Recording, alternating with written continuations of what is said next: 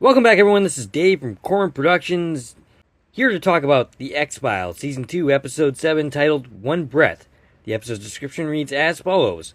Scully's comatose body is discovered at a local hospital, and her life is hanging in the balance when Mr. X shows Mulder the high price he'd have to pay if he truly wants justice for Scully. Mulder must choose between hope and revenge. The episode was written by Glenn Morgan and James Wong, and the episode was directed by R.W. Goodwin. The episode was originally aired on November 11th, 1994. Before going further, I'll tell you a couple things. One, this is not a spoiler-free podcast, so if you haven't watched the episode, I highly recommend you go check it out and then come back and give me a listen. Secondly, if you're listening on the platforms this podcast is now available on, please follow and feel free to check out my YouTube channel, Corman Productions, where additional content can be discovered. If you're already on my YouTube channel, please like, share, and comment, and subscribe to my channel. Alright, so I think this episode was aiming to make this episode this year's Beyond the Sea. It's a good episode, but it doesn't quite hit that high. And as good as it is, upon rewatch, I have some issues. The episode begins with Margaret, in Sheila Larkin's third appearance, narrating a story about how her brothers and her, when she was a kid, shot up a snake. Upset by her own actions, Scully held the dead snake and cried. We cut to present day, where Mulder is telling Margaret that it's too soon, but she doesn't think so, and we see a tombstone for Dana Scully. And then we have our credits. When we come back, Mulder's watching TV when he gets a phone call. Scully is mysteriously at the hospital, comatose, and hooked to life support. Mulder acts like a crazy person and demands to know who found her, but he will get no answers, and this is not too dissimilar to how Mulder acts anytime Scully is in the hospital. Check out, I think it's Redux Part 2, for another example of this, and that would be in the Season 5. Nurse Wilkins is played by Loretta Gale, 140 credits for her, 3 appearances on the series. This is her second. The first was in Shadows. She also appeared in Smallville. She died in 2009 at the age of 51. Dr. Daly is played by Jay Brazeau. He was in the first season episode, Lazarus. This is his last appearance on this series. Daly explains the situation to Mulder and Margaret. The situation does not look good, and Scully's will specifically says she doesn't want to be artificially kept alive on life support. Mulder visits Scully and meets Melissa for the first time, played by Melissa McGraw. 76 credits for her, 4 appearances in this series, 4 episodes of The West Wing, playing a character that was pretty hateable in that series. And that'd be in the final season of The West Wing, Season 7. She has her hand over Scully and says she was told not to call him Fox. She's communicating with Scully even in her current state. This is the kind of thing that Mulder would usually believe in, but he seems resistant in this episode for some reason. Perhaps it's because he's angry at his partner's situation, at the people who took her, and at himself as he feels responsible for what happened to her in the first place. We see Mulder and Melissa on a dock with Scully in a boat attached to a rope, a metaphor for the life support. I don't exactly love this metaphor, but I guess it works for the most part. Mulder pulls his hand away from Melissa and says he needs to do something. He puts an X on the window for the first time, hoping to get Mr. X's attention. But the next morning, there is nothing. No sign of Mr. X at all. Frohickey visits Scully at the hospital, bringing flowers and he's dressed in a suit. He notices something in her vitals that is odd. So we cut to the rest of the lone gunman, who consult with a hacker known as the Thinker. First reference to him here, though he will become a sort of player in the season finale of this season. And according to the info they get, she's got junk DNA in her system that is years away from being viable. And the stuff left over is just poisoning her. Her immune system is gone, and it's not looking too good for Scully. We see Dana in a boat, talked to by a Nurse Owens, who is telling her that she's there to help her find a way home. Mulder joins her, does not take note of Owens, who leaves as he gets there. A mystery man is there as the nurses take her blood. The nurse puts the vial down when a person codes, basically starts to die. All the medical personnel try to go and save that person's life, and Mulder notices that the vial is missing and goes after the man, following him into the garage where he's intercepted by Mr. X, who's pointing a gun in Mulder's face. He angrily insists Mulder stop looking into what happened to his partner, and they are both equally angry at each other. Mulder tells him he ignores his calls for help, and then tries to tell him what to do. He can go to hell. X says he Mulder specifically, got Deep Throat killed, and he got Scully killed, though that hasn't happened yet, that isn't going to happen to him. And Mr. X's attitude throughout the series kind of makes me wonder why he even bothers helping Mulder in the first place. But he tells Mulder that he used to be Mulder, but Mulder isn't him. He isn't capable of doing the things that he will need to know the truth. They separate, Mulder catches up with the mysterious guy, but then X gets involved again and tells him that this is what it takes to know the things that he knows, and he shoots the guy in the head. Alright, so in order to know the things that Mr. X knows, you have to shoot people in the head.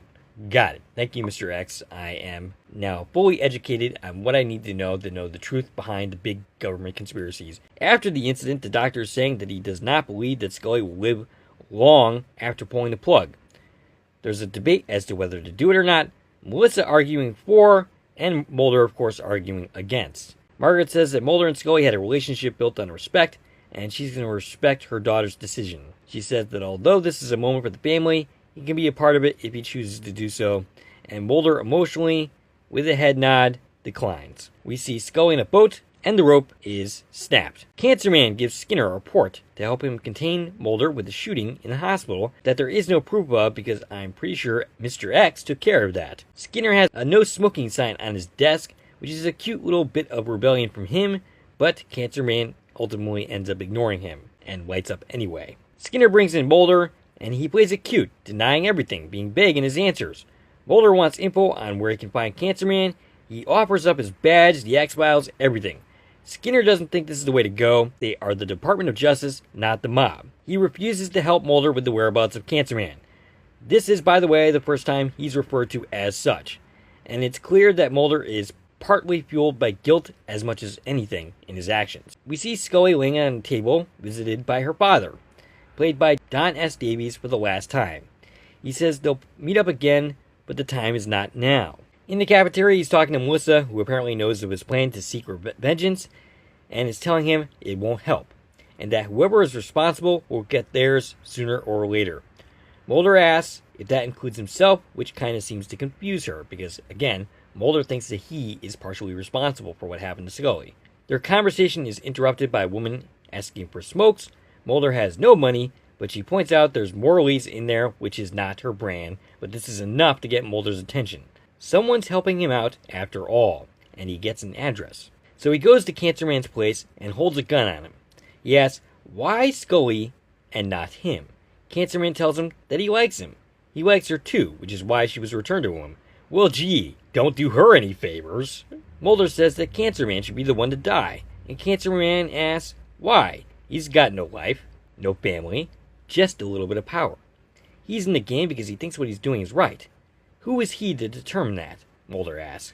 And Cancer Man fires back, who is Mulder? He told Skinner that he shot the guy in the hospital, but he didn't really believe it. He's got respect for Mulder. He's in the game now. And of course, Mulder leaves without shooting him, and this will not be the last time that this situation will reoccur. Not this exact situation, but every single time that Mulder points a gun in Cancer Man's face, he does not shoot him. At least not until the revival. Mulder has decided to resign from his position, but Skinner visits him in his office to tell him that he is not accepting his resignation. His resignation is unacceptable. Skinner tells a story about how he was in Vietnam, he was caught in an ambush, he watches his body as he floated above it. The next morning, as they were putting him in a body bag, they found a pulse. Skinner is afraid to look any deeper into that experience. Mulder isn't. He tells him, once again, that his resignation is unacceptable. Mulder realizes what should have been obvious, that he was the one that gave him the info on Cancer Man. And by the way, this is a grade A stellar scene with Skinner. Mulder runs into X, who has a ticket for him, only he's not going anywhere. X is giving him the men who took Scully. They're going to search his apartment, and Mulder will wait there to kill them. Exactly what is the point of that? I mean, these guys that are going to show up at his apartment to ransack his apartment, they're not the ones that took Scully, and even if they were doing it on orders. I don't see what the heck this even does.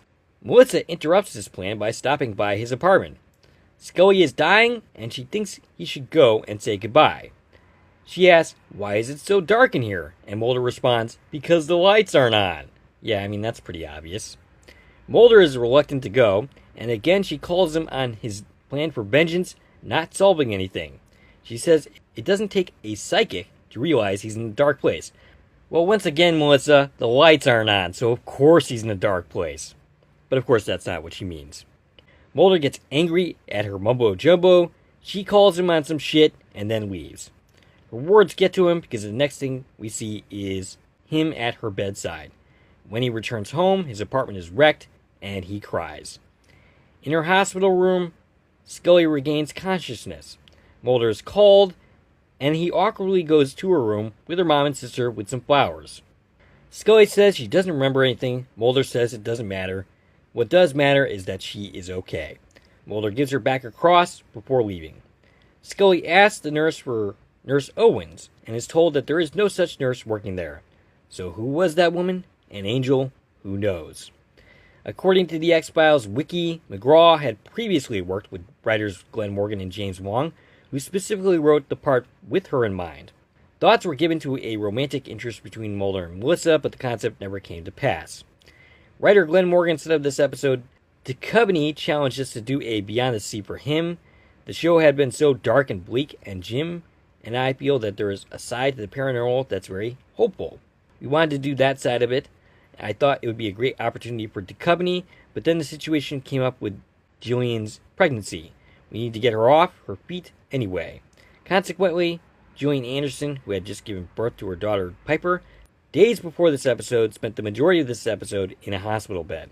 Chris Carter described the opening scene in which Scully discovers the truth about death, sadness, and sorrow as a way you would never imagined an X-Files episode to begin with, and that the related scene with Scully's tombstone was a soft but beautiful opening that sets up the episode in a frightening way. The image of Scully in a boat was meant to symbolize being tethered to something very tenuously, and that there was a chance for you to be cut adrift and slip into the unknown. Skinner facing the Cancer Man placed the character as both an antagonist and institutional figure that tries to be both an FBI agent and an ally of Mulder and Scully. His refusal to allow the Smoking Man to smoke in his office speaks of Skinner's alliances and allegiances to Agent Scully, and his hatred of the man he can't vanquish. He can't get rid of, but he has to tolerate. One Breath received mostly positive reviews from critics. Nina Sordi, writing for Den of Geek, ranked the episode as the 8th best in the series run, calling it just too unforgettable. Sordi added that verbal sparring matches between Mulder and Scully's equally feisty sister, Melissa, created an interesting dynamic in the absence of Scully's perspective. Nick, Dr. Semmelin, and James White of Empire named it the 15th greatest episode of the series, considering it a testament to the X-Files writing ability to turn the temporary loss of one of its stars into a compelling, suspenseful, and worthwhile piece of the overall mythology. In a retrospective of the second season in Entertainment Weekly, the episode was rated a B. Its absurd symbolism and the introduction of Scully's dopey New Age sister were criticized, but it was felt that these elements did not prevent One Breath from being a richly layered installment. It was also felt that the episode featured arguably Duchovny's best performance. Reviewer Zach Hanlon of AB Club hailed One Breath as an essential episode of the show. He felt that there was a sloppiness in the mythology and that the resolution of the whole coma situation is weak. However, the incredibly moving moments and highlights such as Mulder attacking the Smoking Man and Skinner's speech about Vietnam turned it into an episode more about the moments than the big picture. In 1996, Chris Carter declared One Breath to be one of the series' most popular episodes, and co-writer James Wong also enjoyed the episode, saying, "I really loved that show." Director R.W. Goodwin said of the episode, "What's so unusual about One Breath is that it had very little to do with our usual X-Files stuff. It was more about human emotions, drama, and relationships." One Breath earned a nomination for an Emmy Award of the Academy of Television Arts and Sciences for Outstanding Cinematography for a series. So yeah, overall, pretty good episode. Basically, it is pretty highly regarded within the fandom. I do have some issues with the episode. Namely, I didn't really love all the symbolism stuff. I get what they were going for. I just think it was too... It didn't quite work for me totally. Anyway, that's all I got for you for this episode. The next time we talk, I'm going to be moving on from the X-Files Season 2 to the Revival series, as I said I was going to do all along. I'm going to do... the next episode will be the season premiere of Season 10, which is many years after the series concluded. And I'm going to have quite a bit of time basically ripping the Revival series. I mean, there are good episodes within it, but there are also some really bad ones as well. Anyway, I hope you all had a happy Thanksgiving. If you like this video and want to support the channel, there are a number of ways to do so. You can follow me on Twitter at Core Productions. You can join one of my Core Productions Facebook pages. You can buy something from the Core Productions store on Zazzle.